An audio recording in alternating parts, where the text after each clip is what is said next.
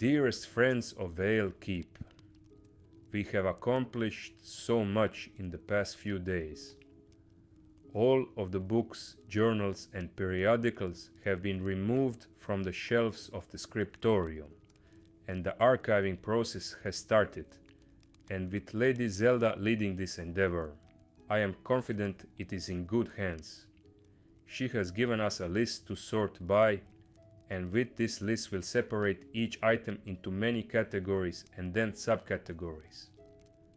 Without her being here, this has become a task bears acknowledgement.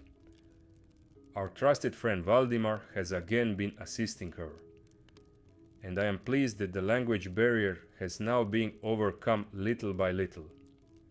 They seem to have a code system that works very well. Now, I am left in this big scriptorium room, and we now echo more as we walk through. We have not decided yet if this room will be renovated or closed permanently. As you can see from this image that Lady Zelda made of our progress, we have moved the bell tower. The bell has not been forgotten. In truth, it has become a priority. For many years it remained silent. Not by accident, but by circumstance. Time, neglect, and the shifting of the keep left it in a state where it could no longer be trusted to sound as it once did. And a bell, if it is to be used, must be certain. Its voice must be clear and true. I have therefore called upon specialists from Innsbruck, men who understand both the structure and the temperament of such instruments. They are here to assess what remains, what may be restored, and what must be remade if necessary. This is not simple work. A bell is not merely metal. It is proportion, balance, and intention.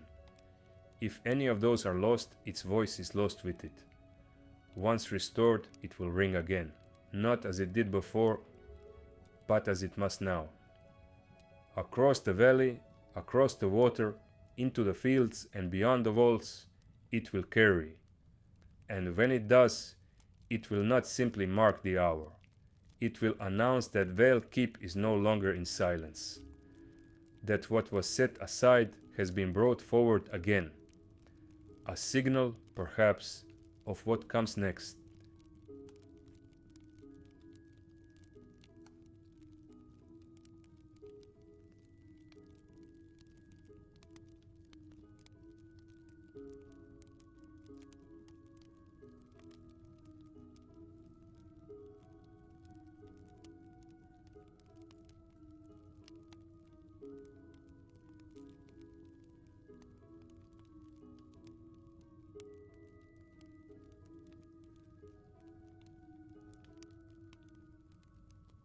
There are moments, in a place such as this, when the work itself begins to speak, not through noise, nor through discovery alone, but through what it stirs.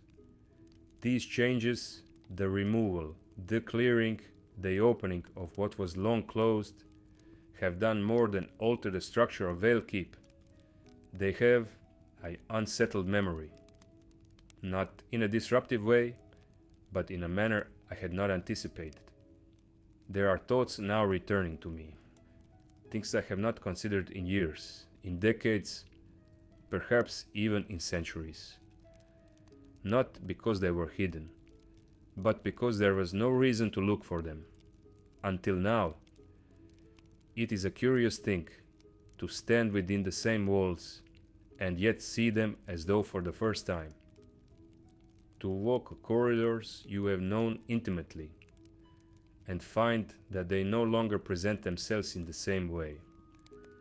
There are details I had overlooked, spaces I had dismissed, and even aspects of the keep itself that I believed I understood fully. I did not, and that realization is not unwelcome. In truth, I would say it is a privilege to witness Vale Keep not as it was, nor as I believed it to be, but as it reveals itself now, in this moment of change. There is a difference between memory and understanding, Memory preserves what has been. Understanding allows something new to emerge from it. What is unfolding here is not simply the uncovering of history, it is the reshaping of it, not by rewriting what has come before, but by allowing it to be seen from a perspective that was, perhaps, always there, but never fully realized. And in that, there is direction. Not backward, but forward. There was a time when I believed that preservation meant holding all things in place.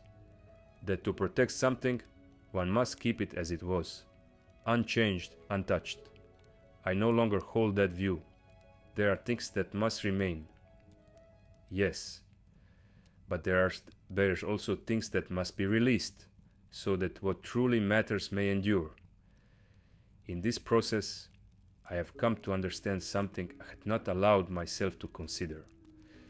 That there is a point at which one must decide, not only what to carry forward, but what to leave behind. And once that decision is made, there is no desire to return. I made a promise to myself, long ago, one that I did not fully understand at the time, but I understand it now, and I find that I have reached it.